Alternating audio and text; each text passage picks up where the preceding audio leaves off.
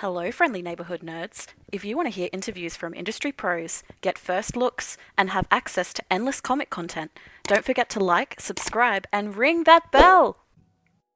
What up, friendly neighborhood nerds? Welcome to the Kick Boost, where we talk to indie creators funding their own comic books.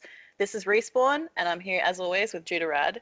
Today we have, Christina Roswell and Allan McLeod here to talk about their original comic book, Woodland Creatures. Welcome! How are you guys today? Hey guys, yeah, doing really well. Thank you very much for having us on today. Nice. We're happy to have you. Yeah. So before we get started, I'd like to hear a little bit more about what we in the superhero biz call an origin story. Well, this is the lady you need to talk to. Christina's the actual creator of the comic, so I'll let her take this one. So what do you want to know about the Woodland Creatures? So how did you get involved in comic books?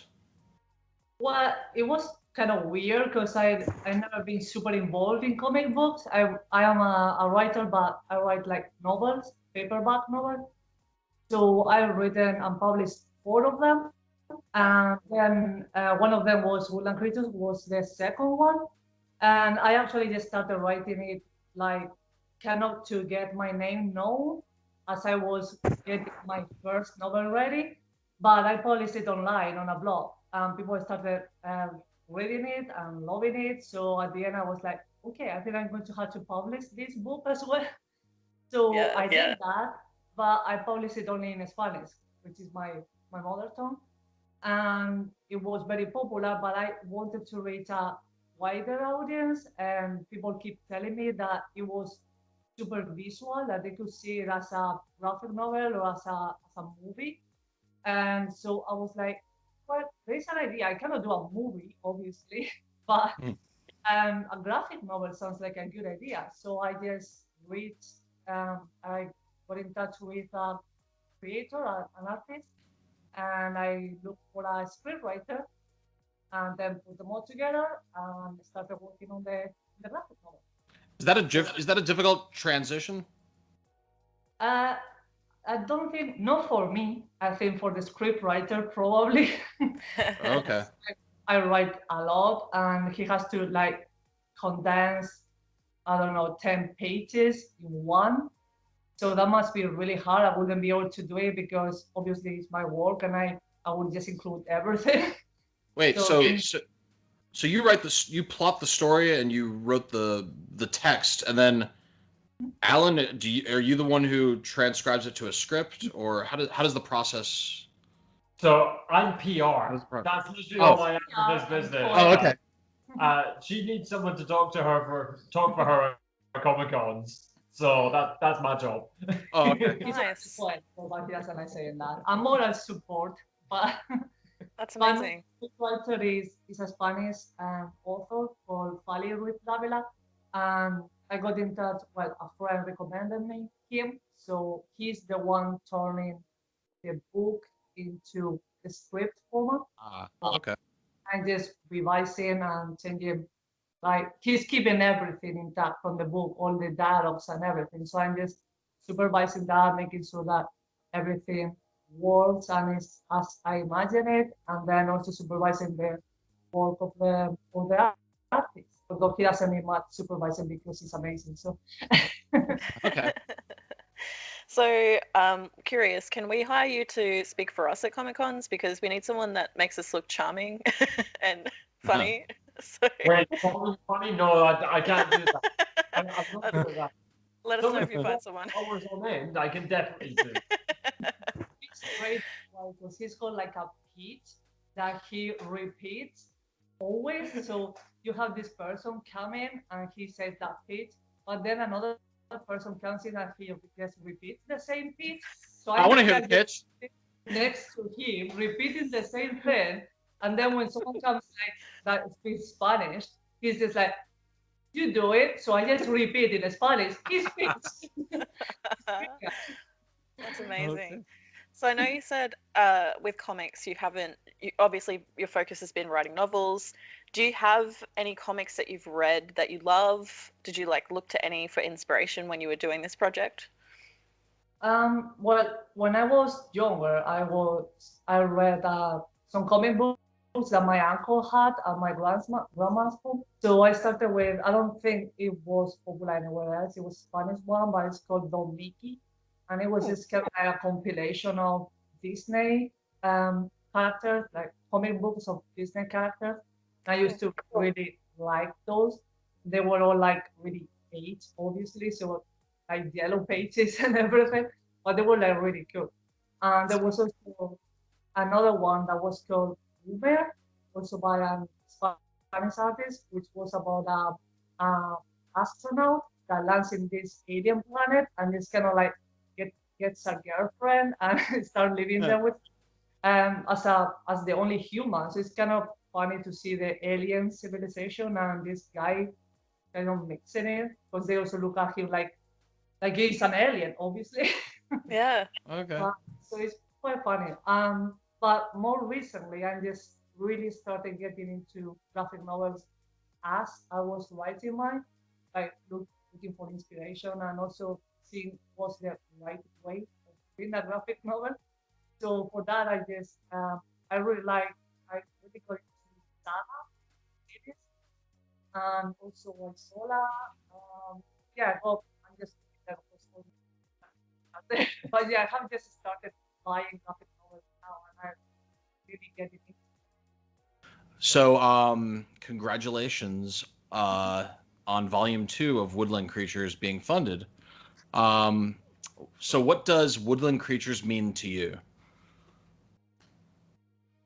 Wow. Oh, there's a new question. Personally, for myself, as the kind of PR side and seeing it from an outsider point of view, because obviously this isn't my creation, although I do kind of help out, I'm not creatively involved. I think for me, it's seeing the fulfillment of an awful lot of hard work and an awful lot of sleepless nights. So seeing that coming to fulfillment and actually being able to sit there and have volume 1 in our hands and know that the project is actually happening. I mean, for me, I don't think words can ever accurately describe that feeling. What awesome. is like that amazing, obviously, and just seeing the characters from the book on my mind there on a novel, like visually actually be able to see them, and especially seeing that readers are really enjoying it, which is always amazing because obviously you are going to like it because it is your book. But when you see other people also really enjoying it and loving it and asking you why does this happen? How is he going to do that or whatever, and kind of making them part of themselves. That's amazing. Yeah. That would be Awesome. such a cool feeling. Are Chris and Callie based on you two? No, I actually started writing it before meeting him. So Yeah. I Ah, started writing Woodland Creatures in 2009, but I Wow. only finished it in 2015. So when I finished it, I had already met him, but when I started it, I hadn't. So, cool. but Okay. I had taken some things from this guy here. Yeah. Okay. When there is like arguments, which Ali and Chris do a lot, I get some inspiration from him. Okay. That isn't where I thought you were going with that. Oh, sorry. It's kinda There's a sweet. there's a character in Volume 2 called Charles, who's Callie's Oh, grandfather. that's why. And That's you? He's basically addicted to tea. Well, I'm British, so yeah. Okay. Tea is the answer for everything. It's true. So yeah. Yeah, I did take inspiration from his tea drinking habits for that character. Yeah. Okay. Well, that's awesome. That's rad. I'm glad you are represented in this story. So I this think has Callie, I think Callie definitely is Chrissy's side, where she would like to be if there wasn't any rules. Is how she describes it. If you could get away with things and not have to risk running with the police and whatnot, Callie is probably along the lines of what you'd go like. Amazing. Yeah, I think that's true for a lot of people, probably. We are all Cali inside.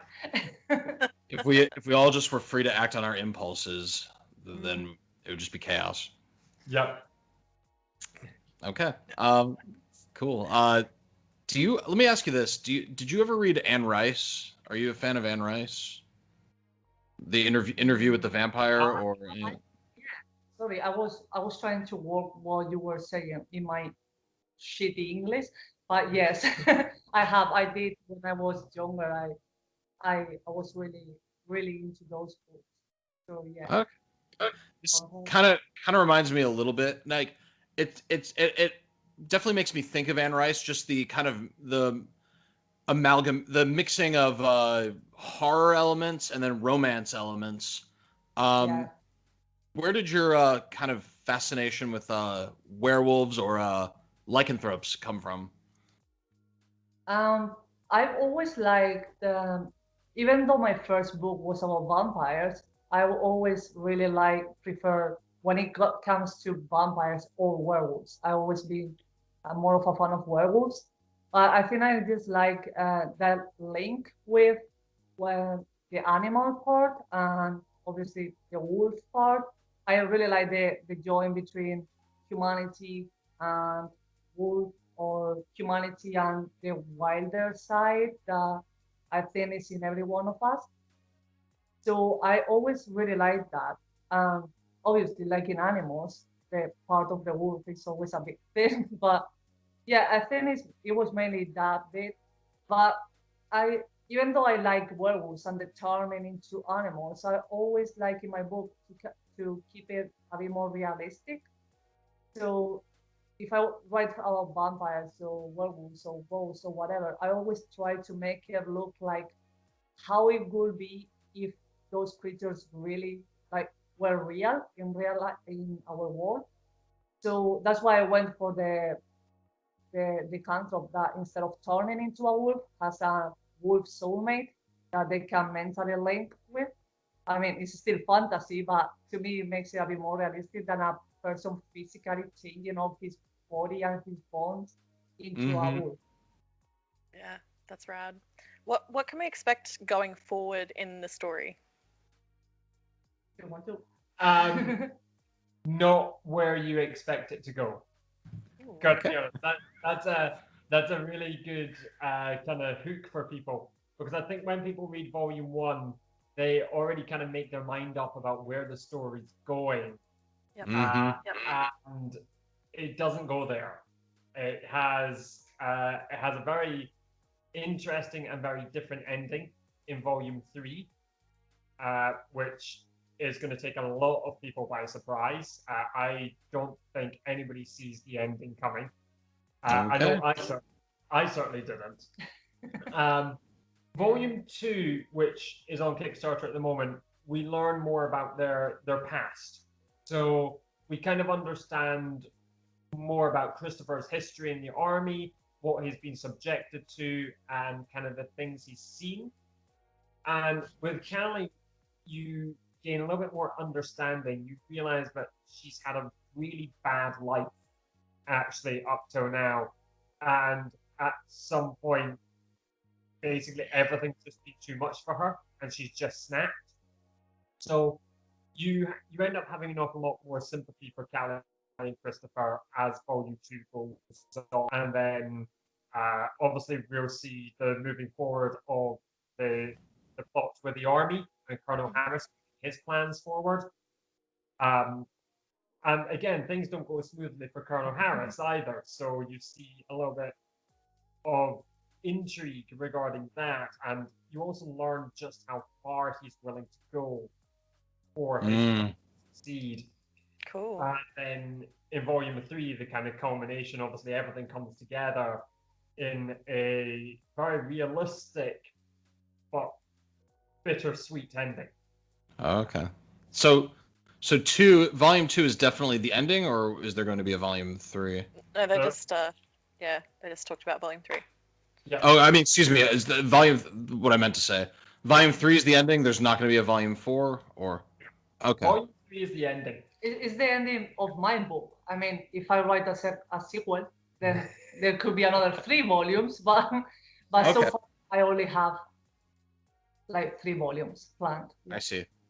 The Okay. thing, when we were transitioning this into a graphic novel, we obviously had the great dilemma of just how big a following were we going to get, and we had no idea.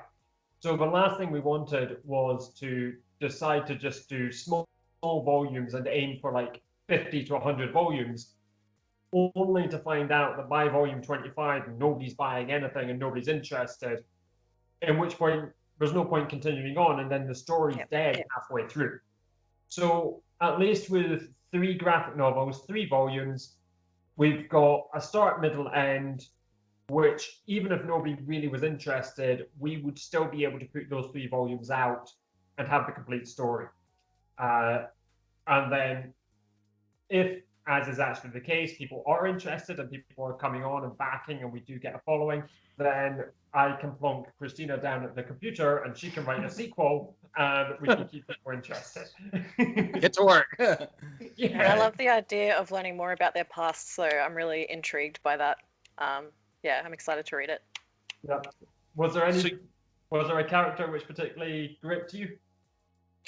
I mean, Callie is very interesting to me because I like the flawed characters, you know, like that's my favorite. If I had to pick out of the big 2, has always been Constantine because he's a piece of shit. So like, I kind of like the people that are a little bit mean and scary and like have those rough edges. So yeah, I'm excited to see where it goes. Yeah. So you kind of mentioned like I think one of the most obvious themes is that like just beneath the surface of our thin sort of veneer of civilization, or we have these like very, as you said, wild animal instincts that are really at the core of who we are. Are there any other sort of underlying themes that you're trying to explore with this story? Maybe like social or political, what have you? I think the thing with Woodland Creatures is there's lots of different themes running through it. And I think it's got a story there for anybody who wants to read it. So if for example, we're looking for young teenage girls who's looking for a powerful role model to follow through, then you've got Callie, who really has no issue standing up to authority and really a showcase for basically do what you want and don't be pinned down by anybody.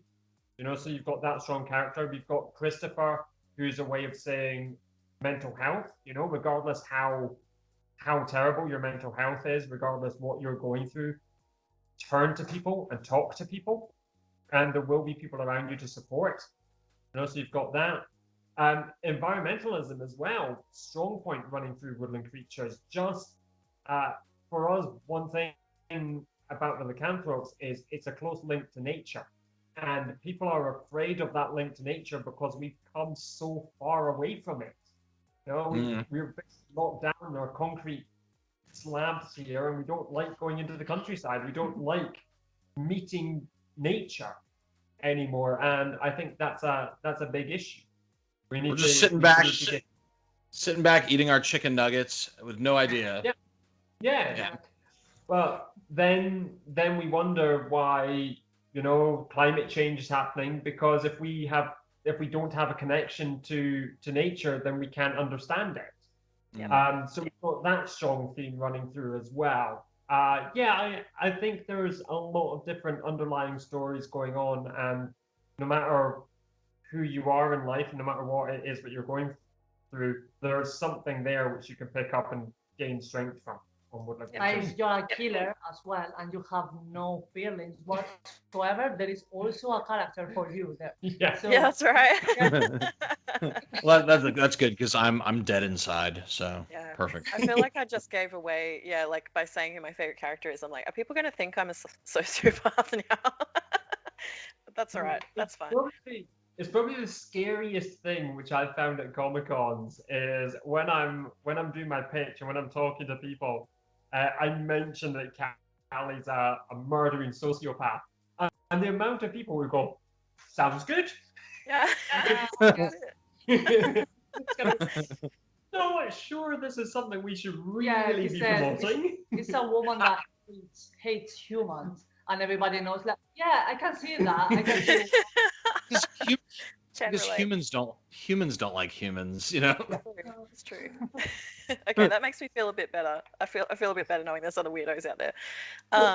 Will there be other monsters? Like, will we see other monster types? Or is that asking too much? Woodland Creatures, no. I Okay. don't think so. Some people have asked me if my kind of universe kind of cross over, and there are like ghosts or vampires in this story. And I always say that I like to play with the thought that they are all connected, my stories, because that would be like my own universe. So it would be like pretty cool, like Marvel or something like that. Yeah, sweet. But not in the Crossovers. I don't mention. I don't mention that there are. So open there maybe in the future. Nice. I Okay. kind of should make a subtle mention about one of your former characters. Just have like a passing mention at some Yeah, point. cameo of a Yeah. character. Yeah. Ooh. Ooh. I love a good crossover. So you mentioned you've been writing for a while. This is your first time doing comics. Do you have any other projects in the works, or any other projects that you're thinking of bringing to this medium?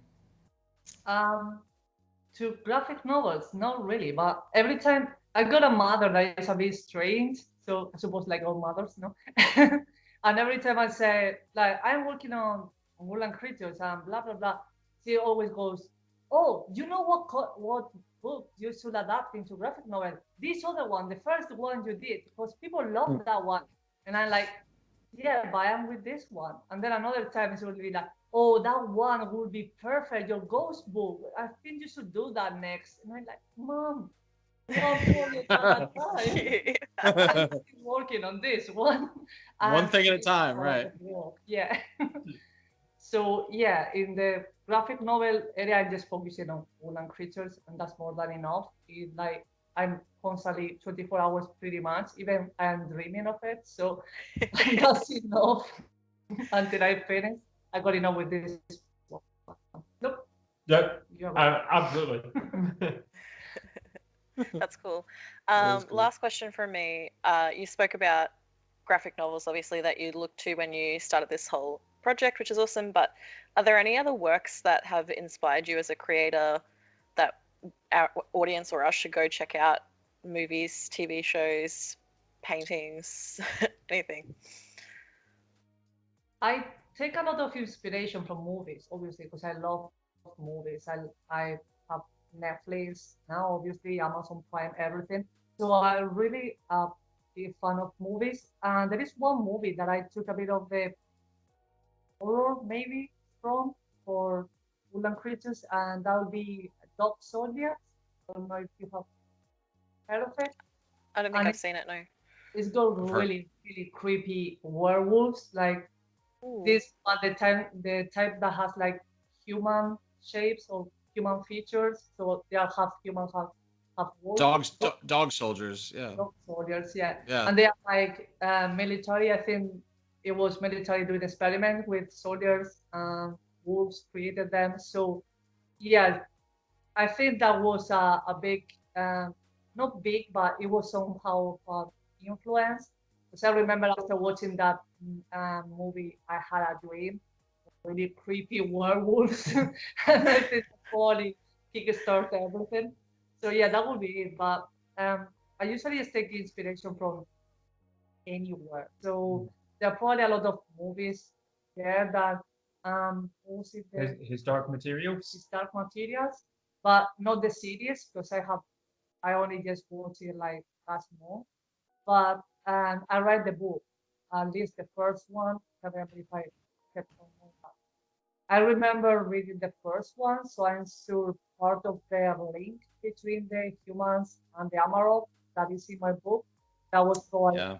influence from that and how it really affects them when one of them dies. I don't think I mentioned that in the first volume, so a bit of spoilers, but I do mention it in the second one. So I think that was probably something I took from those series of books.